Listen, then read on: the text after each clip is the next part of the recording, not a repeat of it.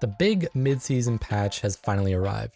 A moment that so many people have been holding their breath on. A lot of opinions have been going on around this patch, and I'm going to leave the balancing discussion to the end because there's a couple things that I want to go over, and so let's just start with some of the other changes that have come out of this patch, which the first one I think is my favorite. The ranked tournament mode is now 3 rounds instead of 4, requiring half the original players needed to start, which allows them to tighten up the MMR, which is going to be so much better for, me, because I really enjoy facing people of equal skill to myself, so hopefully this makes everyone in ranked have a more balanced matchmaking experience, but we'll definitely have to see how this works with time. Audio changes for making the footsteps easier to hear is another pretty solid change. Battle Pass now has more tiers to unlock, which is great for all the people who own the pass. Private matches now have power shift and can start with only 2 players. So I host community private matches every Sunday, so this is going to be pretty amazing for me. I'm really excited to get everyone into some matches. I'm planning on hosting some sort of tournament this Sunday. If I can't make a tournament work, we'll definitely have something set up. And I'm going to be giving away some fun rewards, some multi-buck codes, and some battle passes. So be sure to check that out. Join the Discord if you aren't already so that you can enter that. Should be in the link in the description below. The UI has also gotten much better, informing players of how much currency they're tapping vaults for, inserting, killing, etc. This is a pretty fantastic change to help newer players understand the nuances of ranked, because clarity is always very important. The store is now changing to allow individual items from bundles to be purchased. As far as I've seen, there's only one bundle that I think this works with, but it's honestly a pretty good step in the right direction. And it's very nice to see them care about the players and not use greedy tactics that we often see from pretty much every other game with microtransactions. This patch also seems to be a big step towards anti-cheat, and I've personally seen a developer go to a live stream and ban a player mid-match for using cheats. This is really good news, and to see that there's more activity in terms of banning people, especially like live while they're playing and not waiting, for ban waves, I think this is actually pretty good, and hopefully we'll see a little bit less cheating in the rank system. They also covered a lot of the rank system on that note, discussing the reason why both Season 1 and Season 2 didn't satisfy the players, and then some logic that they're going to be carrying over when going to Season 3 to improve the system, which as a rank grinder obviously is pretty good news. I really want my rank to be an expression of my skill, not just the time spent in game. Now on to very, very controversial topics with this patch, and that's going to be the balance changes. I really need to share some stats to explain why some of these changes are good and why they're bad, but I'm not really going to be giving the exact details here. I'm going to be covering a lot of that balancing later in a future video because I just need to test some stuff, but there are some math numbers that we can already get to. And then I also want to kind of discuss the balance for each of the classes.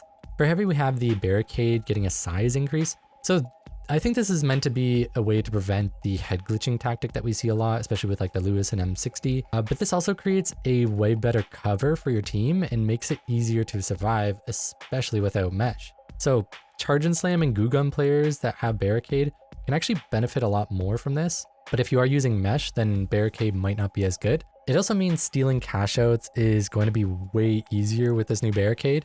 The amount of cover you get is actually pretty incredible. So if you're running double heavy like most of the high elo players are, you can basically force people to come around the barricade wall in order to stop your steals. And if you bring like 2 heavies with barricades, you can effectively have up to like 8 plays down at one time. These things cover a lot, so you can cover all these different doorways. You can even set 2 side to side. It's going to be really, really good for stalling out. And when it comes to like helping your team out, the barricade 100% is going to be a lot better. Overall, I kind of see this as a buff to heavy, and I will definitely be slotting the barricade into my Charge and Slam class. I'm probably going to be rocking that quite a bit. For medium, we got the F-car nerf people have been asking for a really long time. Now, as I mentioned before, I do intend to be making a video about the FAMAS.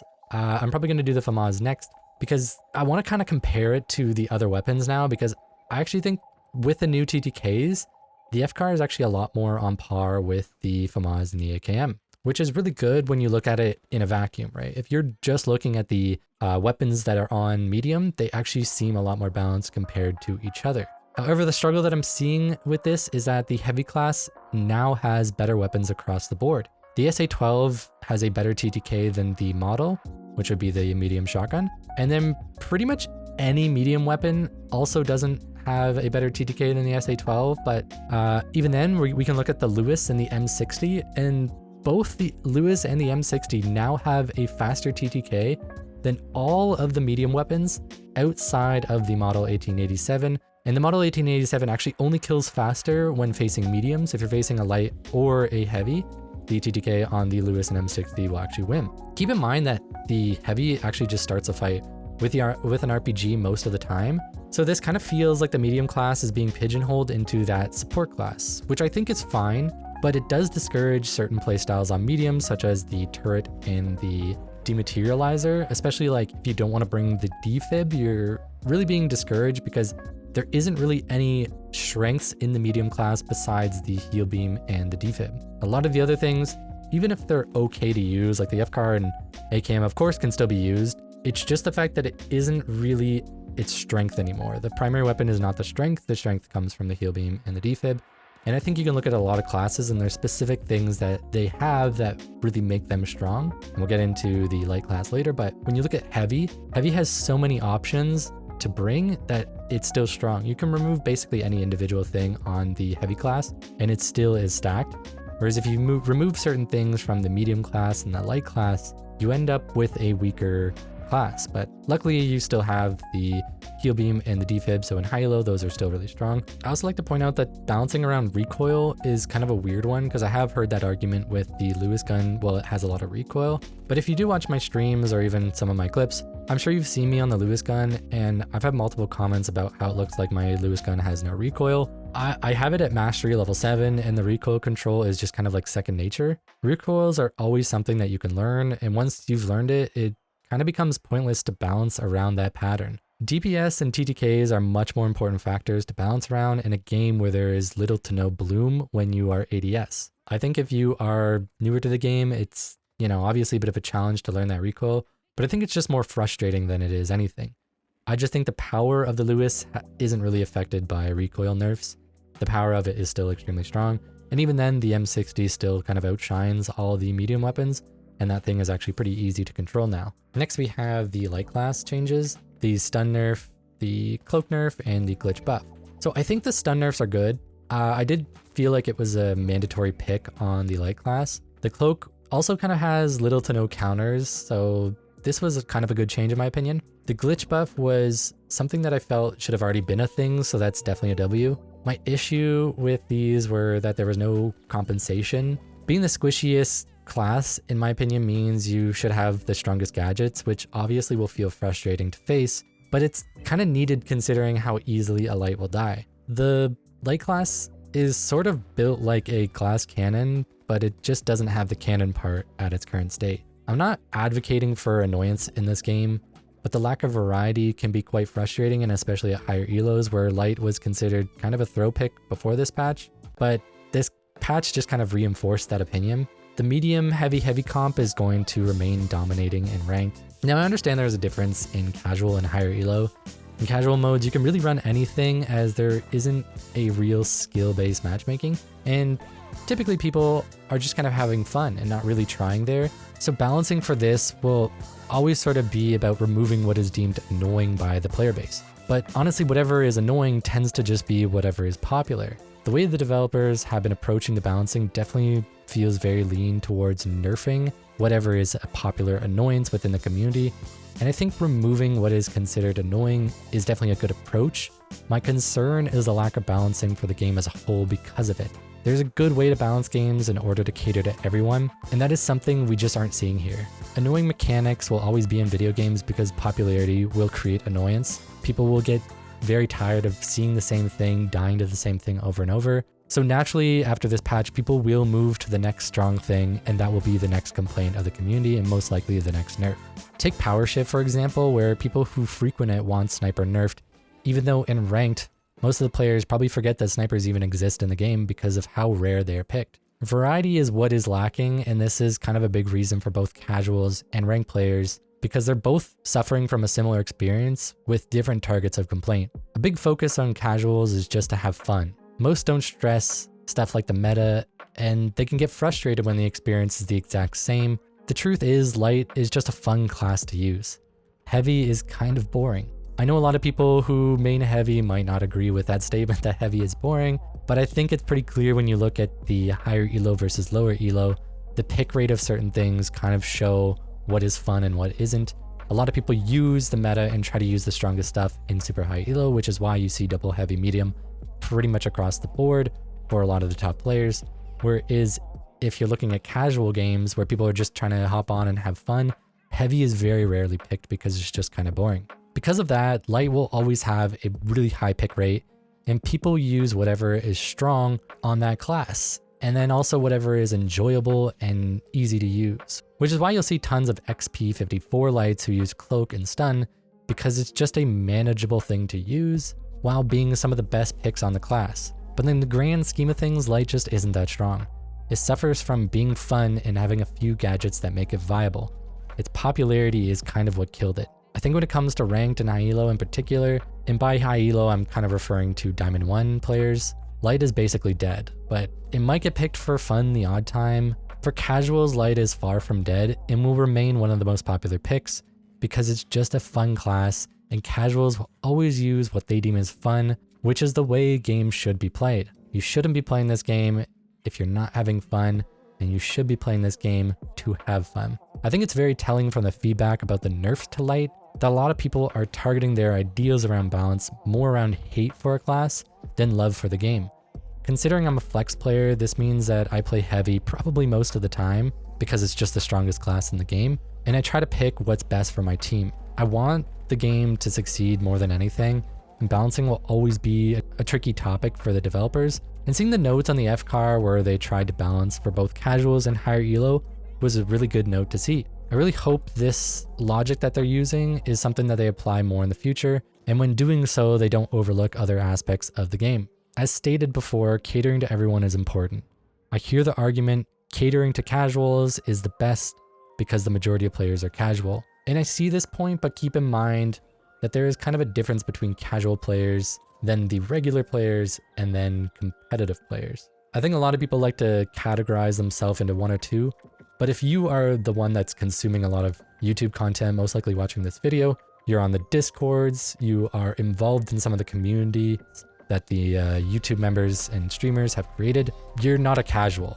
Most casuals are just the people who hop on the game, don't get into the culture of it, just hop on for maybe a couple hours a day and get off. Then there's the people who are more regulars, like you guys who are probably watching this video now. And then there's the people who are more competitive high elo players. And I'd kind of consider that a lot of people who are like diamond and up, people who have, pushed, 500 plus hours in the game already, which there's a couple different tiers, right? And I want you to keep in mind that I'd say most of the quote unquote competitive and high elo players, a lot of them would be the YouTubers and streamers that you watch. A lot of those people would fall into that competitive kind of category. And we've seen a massive decline in both YouTube content and Twitch viewers for the game, as all the competitive players have been quitting.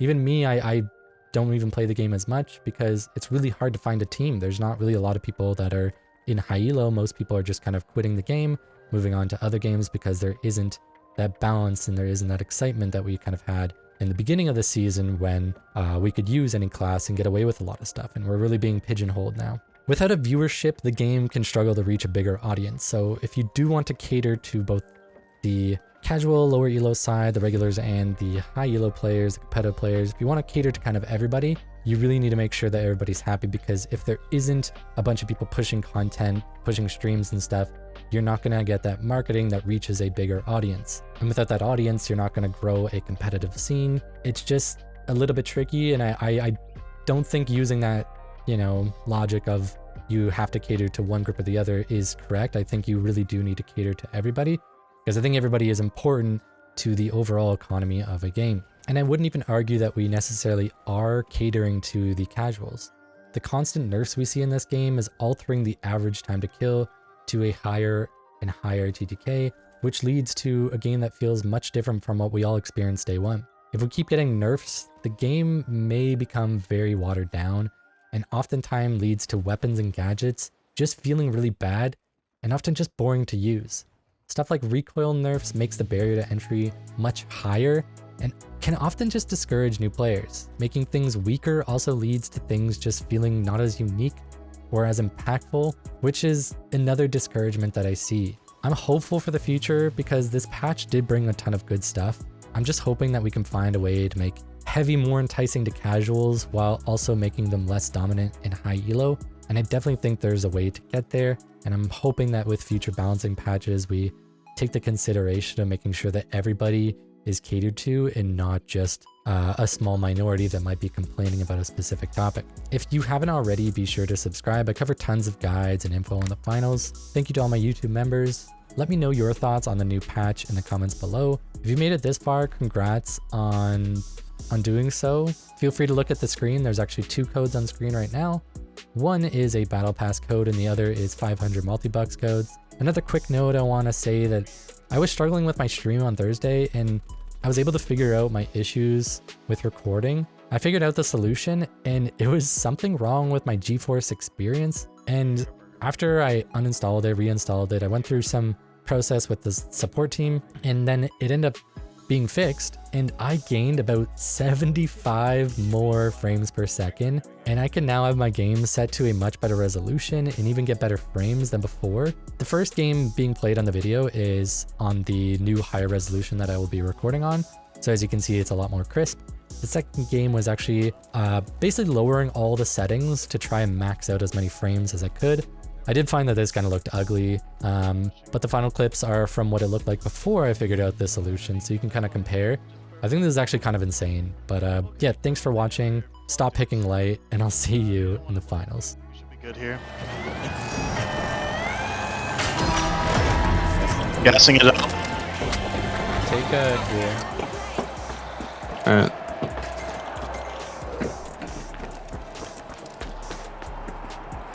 The roof right in front of us. Think. Just shoot shield, just shoot shield. Bags.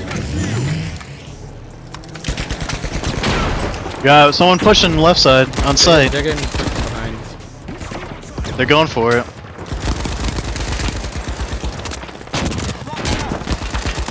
Maybe you go in one after another. Oh, we got sent down. Yeah. I'm still top. I can play. Oh, they're going for it. They're off it. I'm pushing it now. He's off it. We got it. Holy fuck. Purple's trying to grief us out. I know. What a bunch of shitters.